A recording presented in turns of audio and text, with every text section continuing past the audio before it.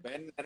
Belinya dari itu sama seperti Mas Steven, belinya pada saat dia ada di bawah nih dan Betul. ya siap-siap buat ngegas. Jangan udah di atas nih, baru di Uber-Uber. Aduh, banyak. Ntar. Itu gitu. Oke, saya naikin pertanyaan nih banyak banget ya yang bertanya buat Bang Steven karena ini rata-rata bilang bro lah, mas lah. Oke, saya naikin dulu. Satu nih, oke. Ini tanggapannya soal China yang sudah mengurangi impor coal from Indonesia. Oke, tanggapannya ya. Menurut saya China tuh memang capable sih untuk melakukan itu karena um, China itu produksi sebenarnya besar sekali gitu. Kalau Benar. di impor pun ya bisa aja gitu loh. Ini kan sebenarnya mereka itu tujuannya mengurangi impor itu sebenarnya untuk mengendalikan ini loh, apa namanya, demand sebenarnya.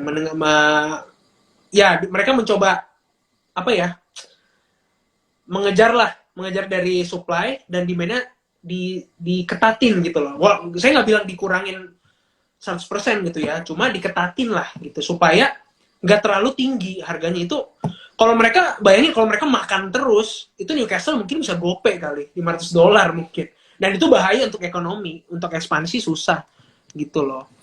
Kan sekarang kan masalahnya di cost push inflation kan. Kalau di mentor baik tuh sering kemarin Pak Riki 2212 tuh sering bahas tentang cost push inflation. Jadi inflasi yang terjadi karena kenaikan komoditas utama bahan baku ini, terutama ya coal gitu. Jadi menurut saya wajar sih kalau dikurangin gitu, supaya supply-nya terkendali aja gitu. Dan demand-nya terkendali, supply dan demand-nya terkendali gitu.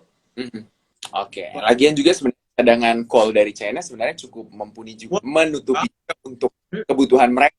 Dan betul. mungkin buat kalau kita lihat juga China kan untuk pembangkit listrik tenaga uapnya itu atau listriknya sebenarnya 60% digerakkan oleh coal. Jadi gede Betul. banget nih Gede untuk banget. kebutuhan coal dari China nih. Jadi ya sebagai pengendali harga, bukan pengendali coal ya, pengendali harga ya bisa dikatakan. Karena kalau permintaan harganya bisa meningkat terus nih di nah, dari supply-nya yang cukup kecil juga. Oke, kita naikin lagi pertanyaan buat Mas Steven. Oke. Iya, Andaya gimana nih bro? Apalagi setelah sell PTRO deal kali. PTRO ya. PTRO. PTRO. India. Ini gimana apanya nih maksudnya? Mungkin Uh, menarik gitu. Mungkin masih menarik gak sih buat oh, dibeli gitu? uh, Indi tuh Indi salah satu yang bikin saya cuan banyak sih tahun dari apa 2020 sampai 2022. Um, Menurut saya Indi itu Kidekonya bagus banget gitu. Tapi waktu dia jual Petero, jujur saya agak sedikit kecewa. Ya, tapi kan siapalah saya. Saya hanyalah investor retail kan. Gitu loh. Saya Retail gemai gitu ya. ya gimana Mas? Retail gemai. Jadi nggak melihat apa gitu. Ya, apa namanya? Saya sempat punya Petero juga, sempat punya Indi juga. Saya suka banget sama Petrosi karena Petrosi punya project apa namanya Minerva. Itu saya rasa bagus banget sih ke depannya. Cuma waktu dia jual PTRO tuh saya ngerasa kayak, duh, kok gitu ya? Kok dijual ya? Ternyata ini mau fokus di non call, katanya mau bikin 50-50 call, 50% non call kan. Uh, Kalau saya sih ngelihatnya apa ya? Ya mungkin mereka mau diversifikasi ya, cuma diversifikasi itu nggak tahu diversifikasi bagus atau diversification gitu loh. Hmm. Um, jadi kalau ditanya ke depannya gimana, Indi, kalau ngomongin motor listriknya Indi, saya belum ada gambaran ya jujur aja. Saya Hmm. belum yakin gitu. Indi yang pasti kalau Kidekonya bagus, Kidekonya bagus banget. Produksinya kan ketiga terbesar di Indonesia. Uh, Apa namanya? Dan diuntungkan banget nih sama kenaikan harga kol yang kayak gini. Ini ASP-nya kayaknya Indi tahun ini mungkin ya dari Kideko tuh mungkin bisa nyampe 70-an, 80-an kali. Itu beggar-beggar tuh dari cash cost-nya tuh. Kalau saya hitung sih. Jadi kalau Kidekonya oke, tapi kalau kedepannya ngelihat motor listrik segala macam, saya no comment gitu. Hmm. Oke, ini saya naikin lagi pertanyaan dari Ronaldo Effendi. Ada dua pertanyaannya, ini dibaca dulu satu, terus kita naikin lagi satunya ya, karena ini berhubungan. Kenapa nggak beli stok alat berat gitu kayak Hexa, KOBX, dan juga UNTR? Karena kalau kita lihat nih pertanyaannya nyambungnya ke sini nih. Aduh, dipisah-pisah lagi gitu ya. Karena secara super cycle commodity itu kan emiten alat berat juga lebih perform. Nah, mana nih tanggapannya? Saya beli kok. Saya beli. tapi tapi saya nggak beli yang market cap-nya gede ya. Dan yang Steven beli alat berat gitu ya. Nggak. Saya beli sahamnya gitu. Ya. Apa nih? Kalau boleh tahu apa? Oh, boleh tahu ya? Nggak, saya sering kok nulis di Instastory. Apa? Saya beli ABMM. ABMM. Oke, ABMM. ABMM. Ya, ABMM. Saya nggak beli UNTR karena UNTR market cap-nya kegedean. Saya nyari yang mininya gitu, mininya. Jadi apa namanya? Jadi saya belinya ABMM waktu itu. ABMM market cap-nya masih 1 triliun sampai 2 triliun lah waktu itu. Gitu, saya cicil beli. Itu ABMM Oke. ada kok. Jadi ada. Membalancekan ya antara emiten call-nya dengan juga ya emiten alat beratnya gitu ya. Iya, masih berhubungan lah pokoknya. Berhubungan sama Ya. call lah. Masih ya. Oke. Ini ada pertanyaan lagi buat Mas Steven. Ini banyak banget yang bertanya nih. Oke, saya naikin dulu satu-satu ya. Terus saya juga punya pertanyaan nih sebenarnya ya. Tapi Ya. saya naikin satu buat teman-teman. Oke. Oke, ini kayaknya semua manusia pernah merasakan bumi gitu ya. Ya, karena kan semua orang berpijak di bumi gitu. Walaupun ada yang berpijak di harga 8.000, saya nggak balik-balik ke situ tuh. Ya, gimana nih tanggapannya? Oh ya, tadi saya ini dulu ya. Tadi ada yang nanya apa namanya, ke ABMM bukan jualan alat berat, memang bukan, tapi itu apa namanya? Dia kan kontraktor nih. Jadi saya masukin ke sana alat berat gitu. Ya, Tapi mirip mirip ya, Doit iya, anak-anak. kontraktor sebenarnya. Mm-mm. Jadi saya masukinnya ke sana. Tapi kalau BX itu enggak, saya enggak ini lah. Oke, saham Bumi insight-nya gimana ya? Gimana? Bumi itu itu ditanyanya gimana sih, Bumi insight-nya gimana? Kalau dibilang Bumi, ya Enggak, kalau kalian balik kan ya, Mas apa nih namanya? Mas Firza ini nyangkut di bumi atau gimana gitu. nyangkut di Gitu. Bumi. Ya. Kalau ngelihat kemarin live-nya mentor baik tuh, senior tuh ada yang banyak yang beli apa? Mereka ada yang beli Bumi segala macam. Mereka porsinya nggak banyak loh. Jadi kalian jangan terlalu ngikutin. Wah, ini si Pak Riki beli Bumi, Mas Riza, Pak Tom Hardy beli Bumi, terus kalian beli Bumi karena ngikutin mereka gitu.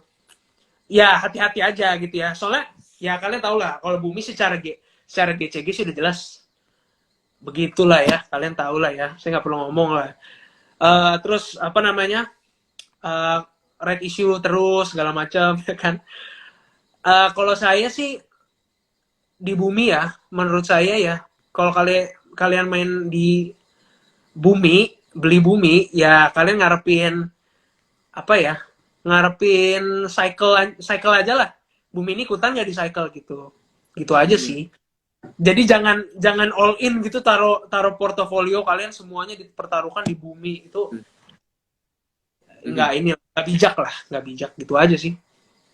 Oke, teman-teman yang masih mau bertanya gitu ya, saya persilakan di kolom Q&A ada di bawah sana, monggo nanti saya naikin pertanyaannya. Jangan lupa juga untuk screenshot Instagram live di malam hari ini dan juga screenshot dari stock pick kamu yang ada di aplikasi Cuans kamu nih, terus juga mention atau upload di Instagram kamu, mention ke Cuans juga @mentorbaik. Nanti ada giveaway Rp300.000. Oke. Nah, bicara soal sentimen sebenarnya juga. Apa sih sebenarnya sentimen yang perlu diketahui sama teman-teman pelaku pasar nih ya untuk fossil fuel ini, dan juga kalau kita lihat sendiri kalau masuk ke sektornya juga misalnya oil and gas gitu ya. Misalnya gas juga ini ya, kalau BUMN kita kan misalnya Pegas juga kan jualan harga gasnya itu di $6 kalau nggak salah ya per MBTU-nya. Nah, sementara kalau kita lihat harganya ini sudah mencapai $9 nih per MBTU-nya. Gimana nih? Apa sih sebenarnya gambarannya gitu kalau selain coal gitu? Ini masuk ke oil and gas dan lain-lainnya.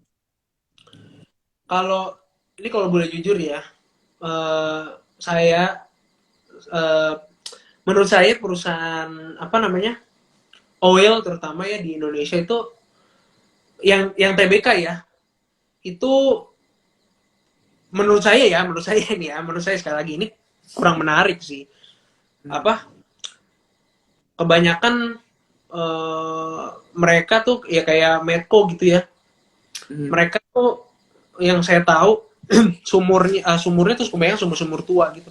Jadi eh, nggak ngerti ya, dan banyak juga kepentingan dari pemerintah kalau kalau di oil gitu. Jadi regulasinya agak lebih lebih apa ya, lebih ketat lah, lebih berat gitu untuk appetite kita gitu. Jadinya ya saya sih kurang inilah. Terus kayak Pegas juga kan, DMO $6 gitu sedang dan nggak tahu sampai kapan gitu demonya gitu. Tapi kalau lihat kinerjanya kemarin Pegas oke. Mungkin karena bottom line tahun 2021 tuh agak agak jelek ya. Jadinya kelihatannya naik banyak gitu. Tapi ya kalau ditanya oil and gas sama coal gitu ya, untuk TBK ya, menurut saya sih masih lebih menarik coal sih. Sampai sekarang belum berefek tuh harga oil yang udah $100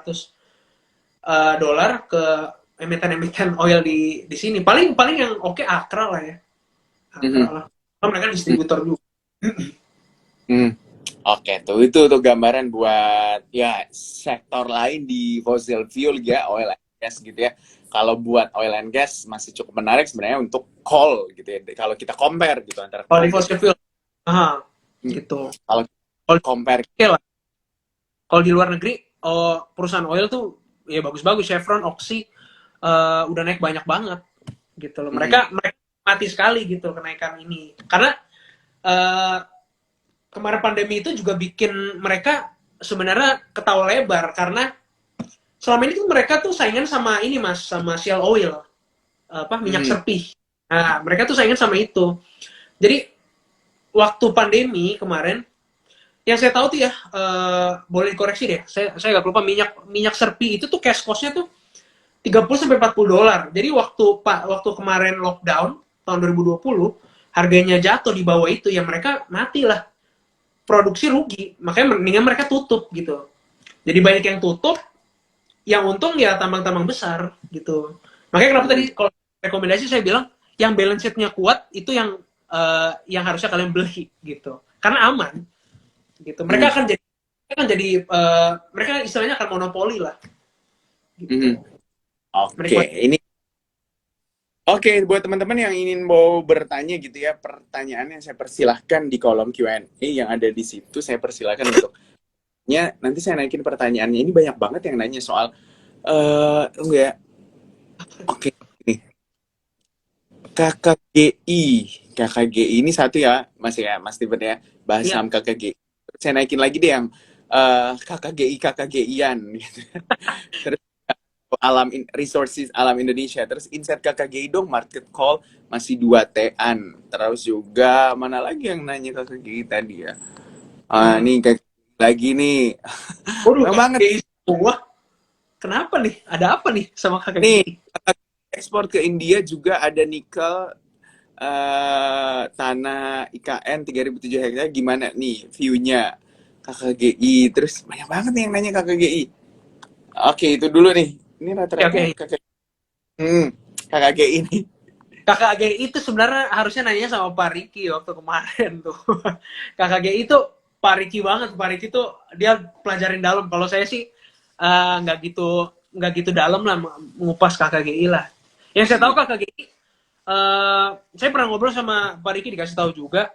Jadi ini kredit buat Pak Riki lah, Pak Riki 2212. Jadi KKGI itu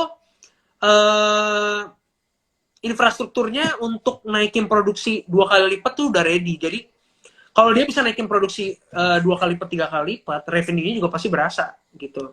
Nah itu akan nanti ngefek di income statement kan, otomatis pasti mendorong nilai value perusahaan juga gitu. Terus untuk nikel, kalau menurut saya KKGI nikelnya belum belum bisa belum bisa dikategorikan apa ya, karena belum nikelnya cuma waktu ya kemarin beli 2020 ya, dia cuma beli 200 juta itu mah apa ya, mungkin baru titip sendal kali istilahnya ya. Jadi kalau dibilang dia main di nikel, belum. Jadi kakek gitu belum main di nikel, tapi untuk bisa main di nikel saya yakin sekali bisa gitu loh, karena infrastrukturnya udah ready gitu. Kalau hasil ngobrol sama Pak Riki ya, Pak Riki 212, kalau saya sih nggak terlalu inilah dalam lah gitu. Nah, kalau misalnya kita bicara juga soal oil services di Indonesia, kan banyak yang mengatakan Mas Steven-nya ini untuk demand-nya itu kan belum bertambah-tambah nih. Kalau dari kacamata Mas Steven, kenapa tuh bisa terjadi? Atau sempat dengar Gimana nggak? Mas? Sempat Oil, dengar, sempat dengar nggak sih kalau misalnya oil services di Indonesia itu demand-nya belum bertambah? oh iya iya, belum, benar.